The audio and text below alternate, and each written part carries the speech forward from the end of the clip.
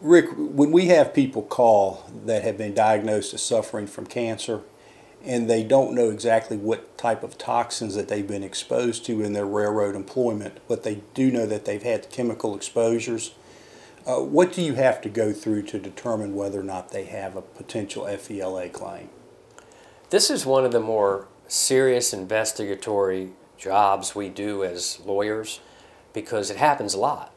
People go to their doctor, they're diagnosed with cancer, and that worker at the railroad may have 30 years of exposure and they know they've been exposed to a bunch of carcinogens.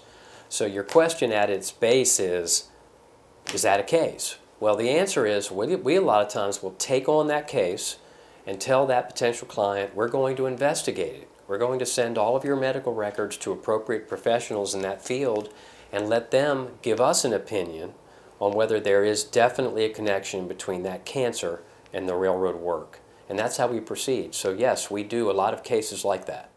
You've had great success with cases involving chemical exposure in the course of the railroad employment. How deep is the involvement of the treating or the originally diagnosing doctors in your preparation of those cases? It's fairly significant, Randy. In some cases, the treating doctor was not aware of the extent of the exposure to the toxic substance, whether it's diesel exhaust or whether it's asbestos or whatever it may be. So many times, once we have a specialist look at the case, we go back to the treating doctor and say, look, here's all these records, here's what some of these other professionals say, and then we see if they get on board in giving an opinion that it is related. Okay, thanks.